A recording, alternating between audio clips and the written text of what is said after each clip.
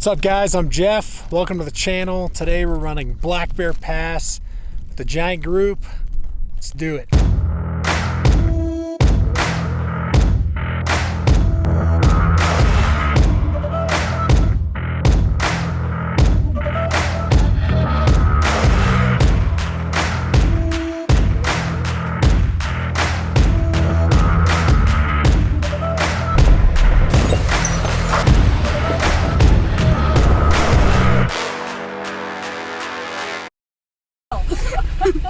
What model is this, Geoff? It's a Jeep Wrangler. A what? A Jeep Wrangler? No. You gotta tell me what it is. Oh, the Extreme Recon. Extreme Recon. Oh, extreme. What do you think? Good. Look at the sun. It's beautiful. I am a little scared. Are you? Yeah, I've never done Black Bear. I'll do all the hard trails in Sand Hollow, Montrose, Grand Junction, Moab. It's just the big cliffs that I could die that scare me, that's all. How many times have you ran Black Bear? 8 or 10. Have you ran it this year at all? No.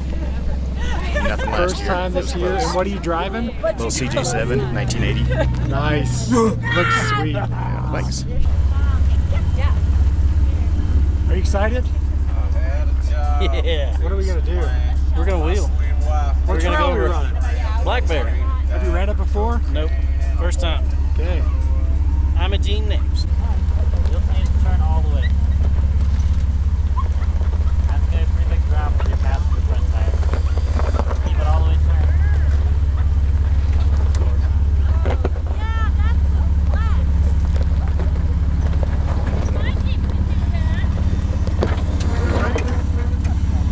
All right, we're starting off this video at the top of Black Bear Pass at 12,840 feet. I didn't include any footage up to this point because I wanted to save battery life, but once you get to the top of the pass, you end up making your way through this basin and you're greeted by stunning scenery and amazing views as you're getting ready for the trail ahead.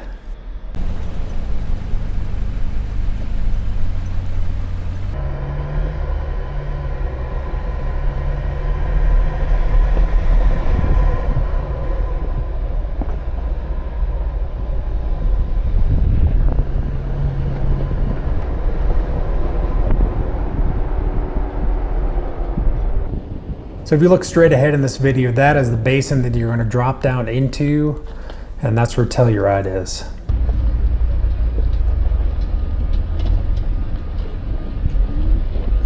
This is a tight little spot that you come up to here. Some people end up having to back up a couple times to make this tight turn. You can see the shelf road ahead of you that you're going to drive on, and this is going to be really the first exposed shelf road that you'll see on this trail. And it's definitely not the last.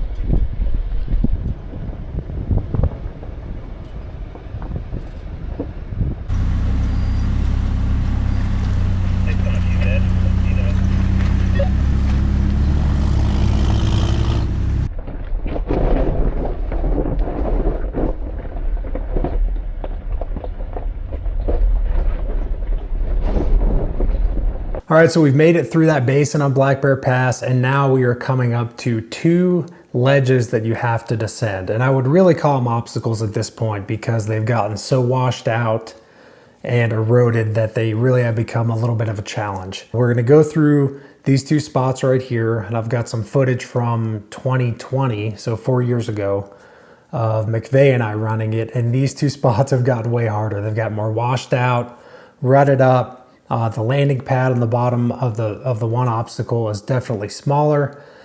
They feel more off camber because they are more off camber. So I'm going to show you a couple clips of this trip here, and then we'll go back and look at the 2020 footage and compare, and then we'll kind of walk through and discuss some options here for these obstacles. Here's a clip of the CJ descending the first ledge. We've got a really experienced wheeler here who uses their advantage, which is the short wheelbase, narrower track width, takes the far left line down, and doesn't have any issue whatsoever. Your rear's down.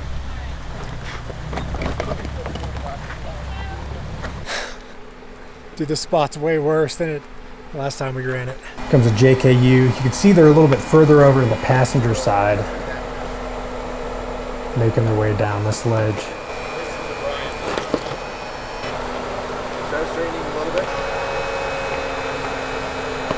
Just take your time. It's not a rush.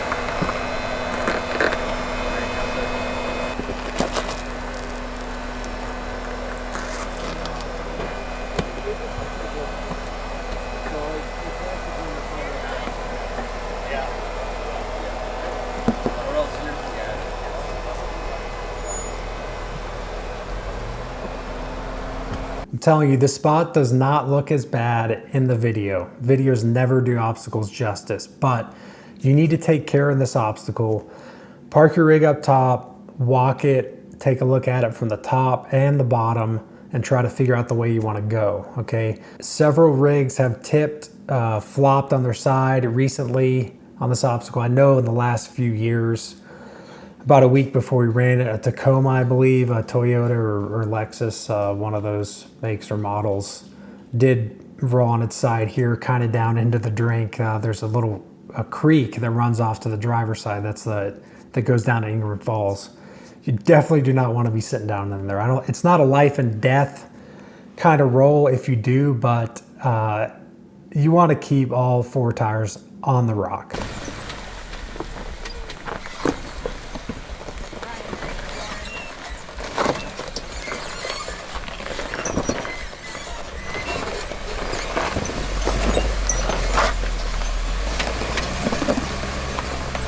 Like a boss. All right, here's a clip of McVeigh going down this first ledge. It's got 37s on his JKU. Just kind of makes his way down the middle. Does tip to the driver's side there a little bit, but he started going, I didn't even spot him. Okay, here's some in-cab footage or out-of-cab footage. Look at the landing pad area, it's kind of big down there, right? So you still have some room to move over to the driver's side if you need to. Just get a tiny bit tippy on the driver's side, but not too bad.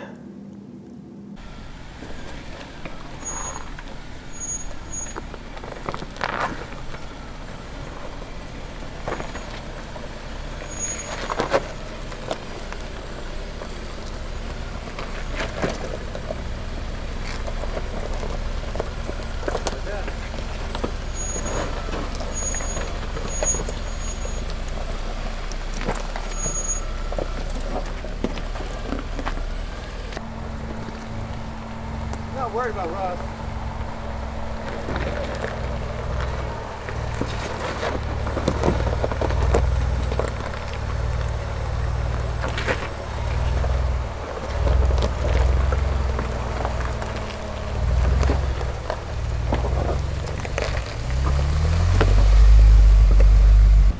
We got one more obstacle down here and then the steps, so hopefully that gave you guys some lines to take on this drop here, and then we'll go check out the next one. Okay, so now we're at the second obstacle. It's kind of like the first one. It's not as off camber, but it is a bigger ledge. And the thing about this ledge is it is at a 45-degree angle, just about to the trail like that. So what we do is swing wide to the right and square up those front tires with the ledge, so both front passenger and front driver drop at the same time.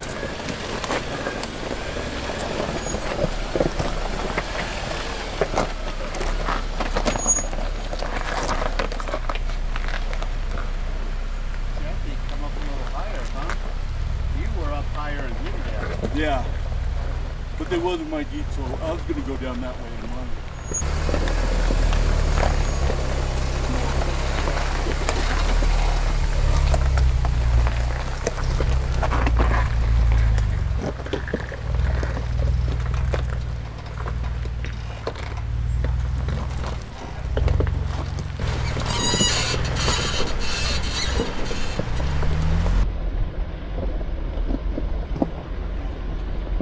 They're deceiving. Yeah, I remember when I did this one, I came real wide and then just hit it square. I think same.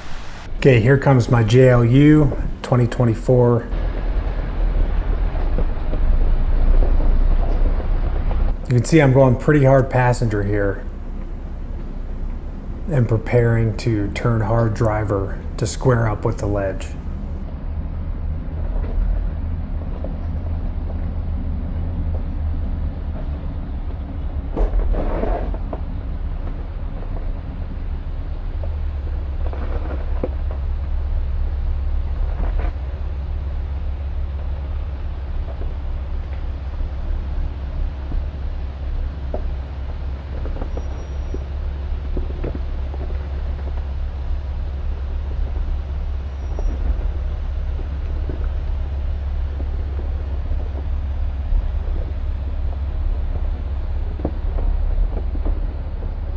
All right, so here's the deal with these obstacles. They're not really technically challenging. I think a lot of people probably just start driving down them and then say, oh crap, look what happened.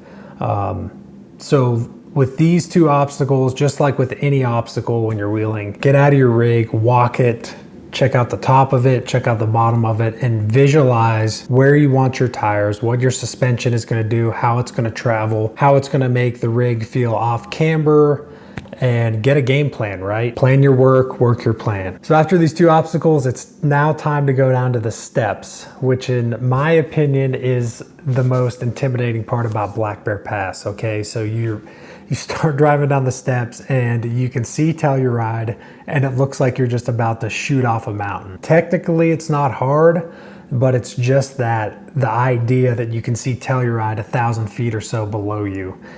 And you want to stay on the trail. You don't want to go to Telluride that quick. That's it as far as sketchy drop-offs go. I thought there was one more. The steps look bad, but they're not. Well, that looked bad, but it's not at all. No.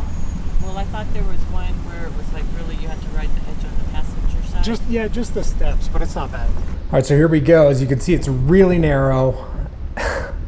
You got the creek running below you, so you've got all the ethereal sounds. This spot right here on the left is very narrow. There's a little washout, and you want to make sure that you don't put a tire into it.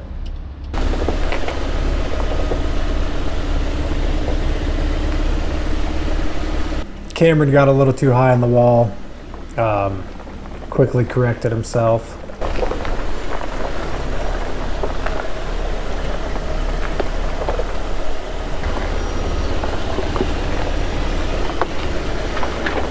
The deal with this is just go slow, take your time, there's no rush. If there's rigs behind you and they're running up on your rear end, try to let them pass before you get to the steps because there really is no other spot that they can pass.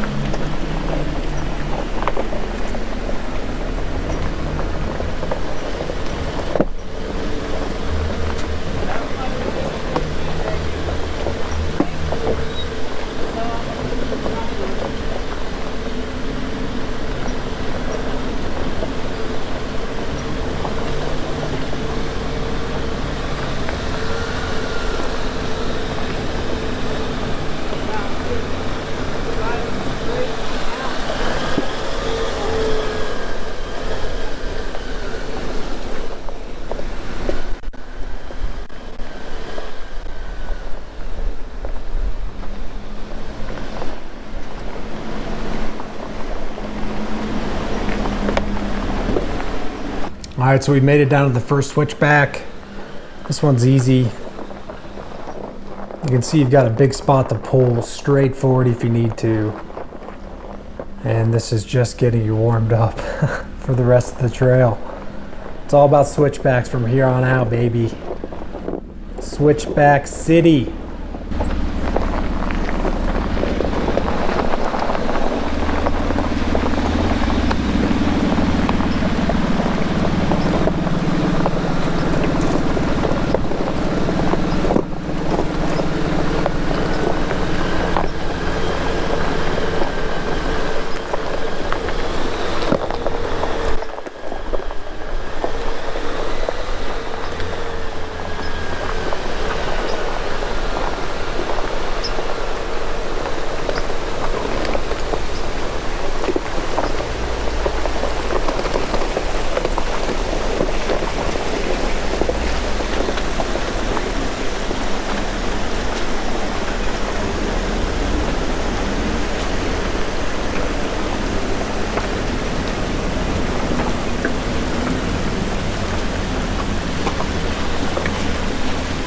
All right, now after stopping at Ingram Falls for a few minutes, changing out the camera batteries, it's time to finish up the trail, and this is where we really get into some Black Bear Pass action. This is what it's all about.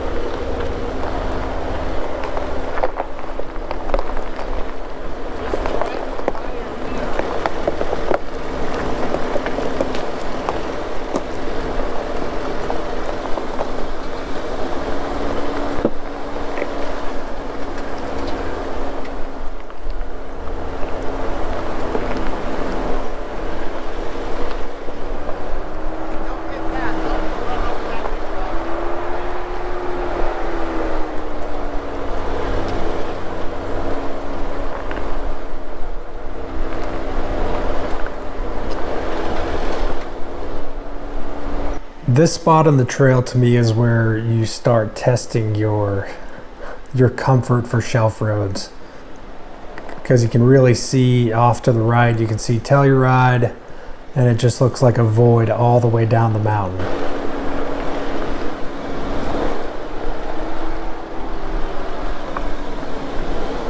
So when I drive these shelf roads, I always keep my driver's side tire as close to these rocks on the inside of the shelf road that I can without climbing up on them. Okay, I've seen a lot of pictures, Facebook posts and stuff like that over the last few years of people rolling in places that they honestly shouldn't be rolling. And it's usually because they stayed too high on the mountainside, end up driving on the uphill side and tipping over and laying down on the trail. So you definitely don't want to do that.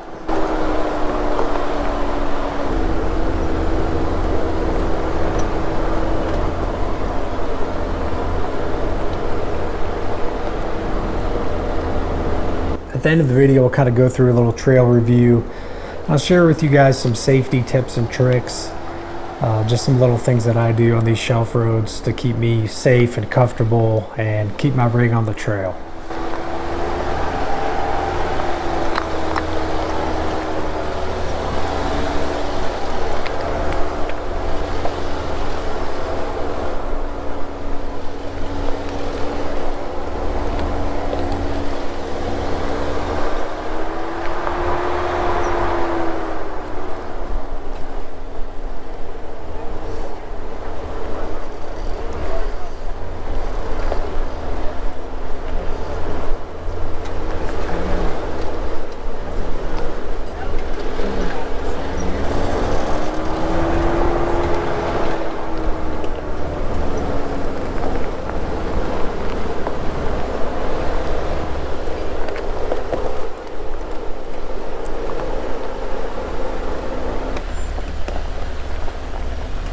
All right, this spot is a little narrow.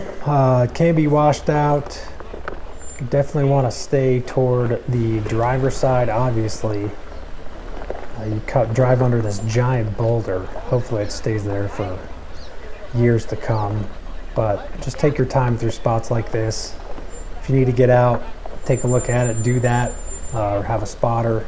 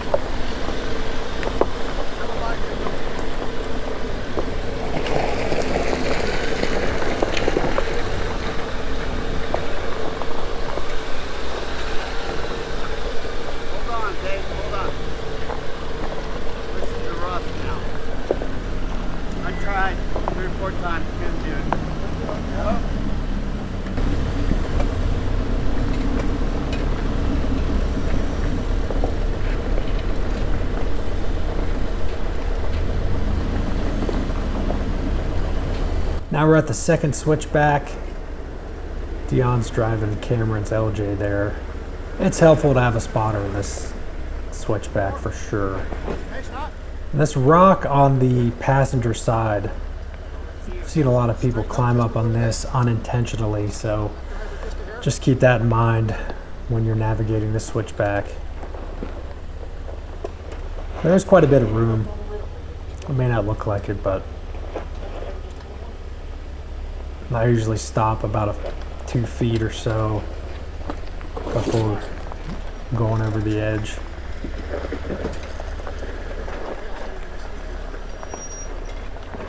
You know, I forgot to turn on my front camera. I've got a front camera on this JL, but I've never used it, so I don't even really need it. Just kind of know where the trail is. Yeah, I had plenty of room to pull up there even more. And the backup camera is really helpful too.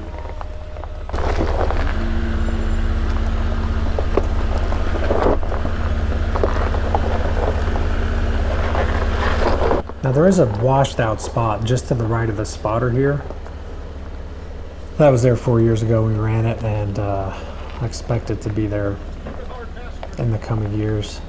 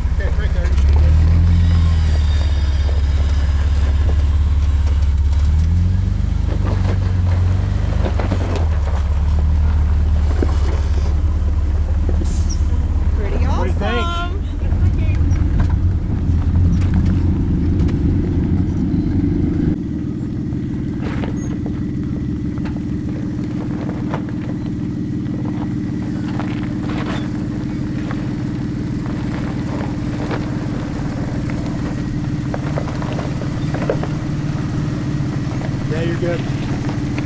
Come my way a little bit. Come my way. You guys done this before? Huh? Have you done this? Yeah. Okay.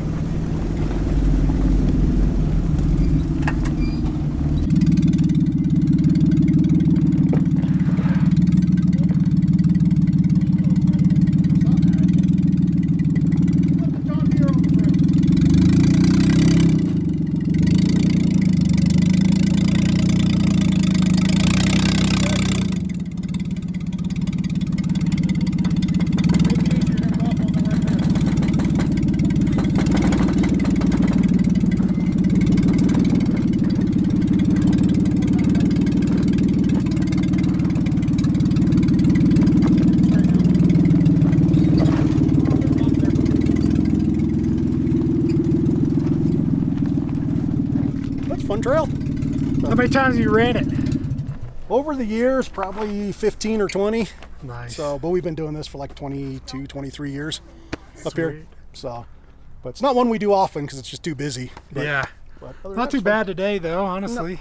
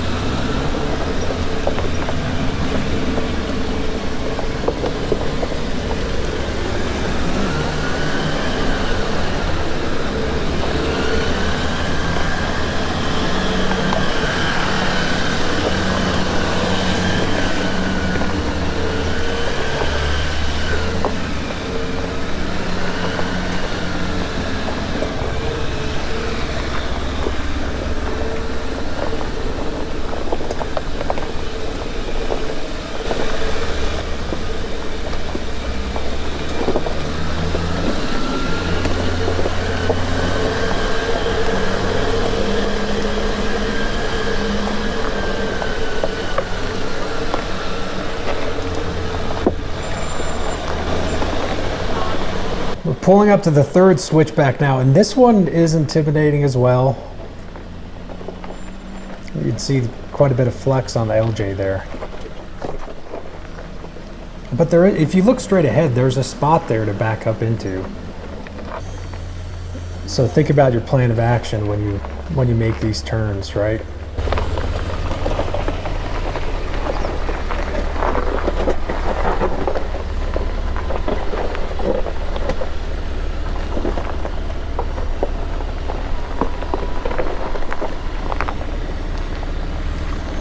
Ooh, look at that.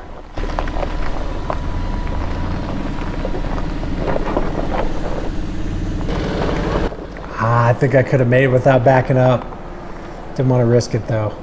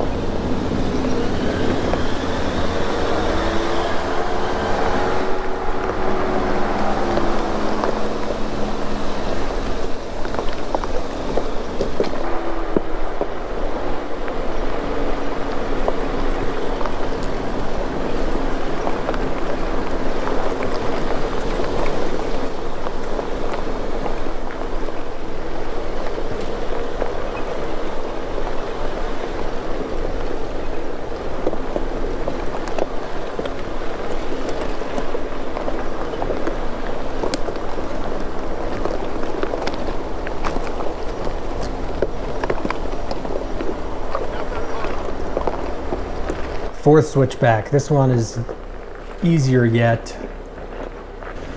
Seeing some trees down below you gives me a little comfort. If I do roll off, maybe I'll catch a tree and it'll stop me. This one isn't bad though.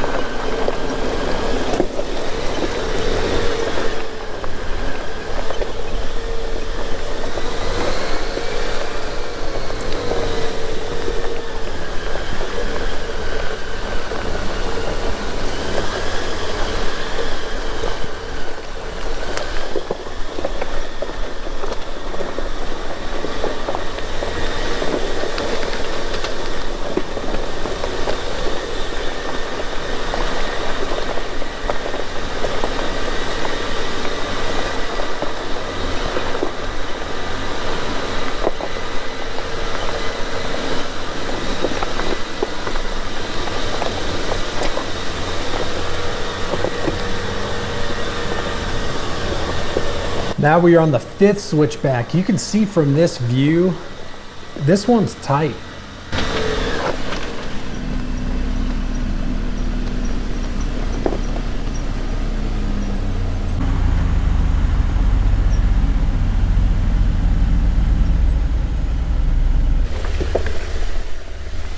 It is humped up on the left there on the driver's side, so I try to swing as wide as I can, but still give myself room to back up. This one just drops straight off the mountain. I mean, look at that. Straight down into Telluride. And you definitely don't want to create a rock slide on the edge of that switchback there, so I give myself a little room on this one. I'm not afraid to do multiple point turns. Doesn't bother me, as long as I get to live to run the trail another day.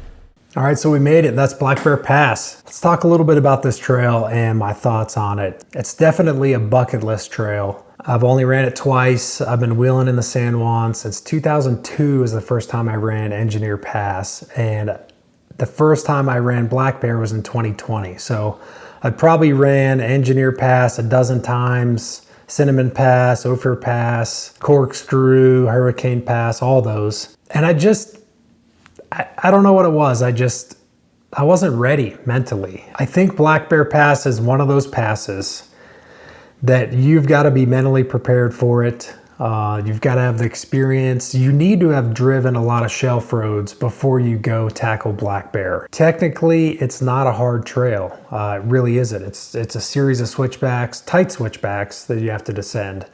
Now, those two obstacles that we went through, those have gotten harder, and I expect them to get even more difficult in the years to come. And if you guys have done any wheeling in Colorado the last few years, me and all my buddies I wheel with, we're all saying, man, the trails are just getting harder and harder. They're getting more washed out, more eroded, and a lot of that is due to a lot of factors, natural erosion, I think, but a lot of it's human induced, right? There's a lot more traffic on the trails these days, more Jeeps, more Tacomas, just more all different kind of rigs. You got side-by-sides.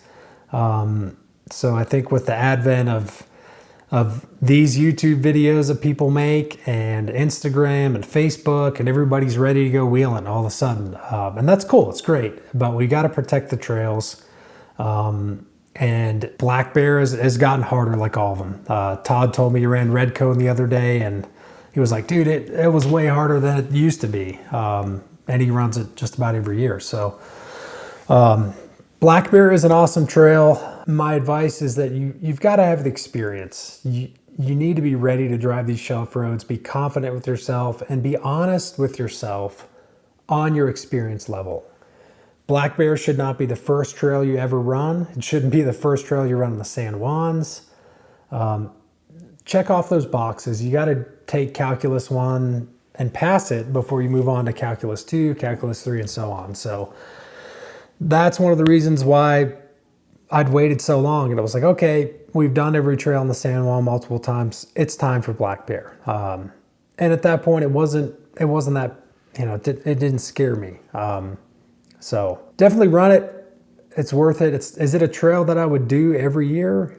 Probably not. It's probably every 3 or 4 year trail for me. And honestly, since I've ran it twice, I'm okay not running it ever again. And speaking of that, this is one of the trails in Colorado that has undergone a lot of scrutiny in the last few years, with multiple accidents on it. Obviously the Jeep that rolled off Black Bear Pass in 2020. Every year there's some sort of issue. Somebody rolling on the steps or flopping before the steps, or even driving up on the high side of the trail and laying the rig on the side, driving off it. There was a 4Runner last year or the year before that had just kind of went off the trail. I think there's been 2 so far in 2024 that I know of. And Sheriff Bill Masters in Telluride has been wanting to shut down the trail for a long time. It becomes a legal land use issue with different counties. You've got the county line border there at the top of the pass. You've got City of Telluride land at the bottom. So it's like, it's this whole legal issue, and I don't understand the whole thing. All I know is that as off-roaders, all of us have to do our part. We've got to be safe, and accidents do happen, right? But I think a lot of accidents on Black Bear Pass are from people that aren't ready for it. So that's probably one of my things. And as far as driving shelf roads, I've been wanting to put a video together for some time, but just some tips. Obviously, always stay as close to the inside of the mountain that you can. Get out and spot if you need to. One tip and trick that I do, and I've never heard somebody talk about this, but usually I have Stacy in the passenger side, and I'll ask her, how am I looking over there, my kids or whatever. But go and adjust your side mirror on the passenger side to face down to your tire, so you can get a gauge, right? So that passenger side mirror is face down, and now you're looking at the trail and you're looking at the tire, so you can see, your driver tires already drove past that point, but you can gauge, right? That helps you gauge where your rig is on the trail. That's one of those things. And then always, when you stop on a shelf road, always turn your steering wheel toward the mountain, okay? So especially if I'm gonna get out, so if I stop, I'm gonna get out and film or whatever. First thing I do when the rig is still running, I'll turn that steering wheel all the way towards the inside of the mountain. That way, if something breaks loose, what is the rig gonna do? It's gonna go right into the mountain. It's maybe a scratch on the bumper or something like that, right? But it's not gonna roll off the mountain. So I believe that Jeep that rolled off Black Bear Pass in 2020, the guy had gotten out, left his girlfriend in the rig, I'm pretty sure it was a manual, he put it in first gear, shut the rig off, didn't apply the parking brake, and popped out of gear, went off the mountain, okay? So if you drive a manual, yes, definitely put it in gear, but don't trust that. Always use your e-brake. Goes back to maintenance items, right? If your e-brake doesn't hold, fix it, okay? Adjust your e-brake, tensioner, get it to where it's gonna hold. So when I park, get out and film, turn the tire towards the mountain, and then what I'll do is put the e-brake on, then put the e-brake on, let the Jeep rest on the e-brake, and then put it in park. Bring wheel chocks if you need to. Throw those under. Get the little Harbor Freight $5 wheel chocks. Stick them under the rear wheels, and you know that your rig is not going anywhere, okay? And then another tip and trick that I use, especially driving these tight switchbacks, is left foot braking, okay? My left foot is always gonna be ready to apply the brake. My right hand is gonna be close to, if not on, the e-brake, okay? Sometimes with my thumb depressing the little button. So I'm ready to pull that baby up if I need to, okay? That's another tip. Make sure you don't have any crap that's sitting on top of your e-brake, okay? I've got camera gear, drone controllers, water, all these charging cords, all this crap. When I go down trails like this, all that stuff is out of the way, even phone charging cords. I don't want anything in the way between my hand and the e-brake. I want to grab it, pull it up if I need to, okay? So that's another one of those things. And then along with the e-brake, left foot brake technique, when I do come up on a tight switchback, okay, I'll pull the Jeep forward, kind of going towards the mountain, and I stop. Okay, I put my left foot, I depress the brake all the way, shift it into reverse. My right hand's ready to roll on the e-brake if I need to, and then I start applying the throttle. Okay, I usually apply enough throttle to where I can feel that torque build up, and then I let go of the brake. So there's going to be no lurching forward of the vehicle in the time that I move from the brake to the throttle. Okay, so it's going to be a nice controlled motion. My left foot goes on the brake, my right foot is on the throttle. I start slowly throttling up. I can feel the torque building, and then slowly let loose of the brake with my left foot, and you're good. So just some simple techniques, but something that might save your life and keep you safe on these trails. So appreciate you guys watching. Do me a favor, hit the little like button, the little thumbs up thing, and subscribe to the channel. Hopefully there'll be more videos coming out soon. Appreciate you guys watching. See you in the next one.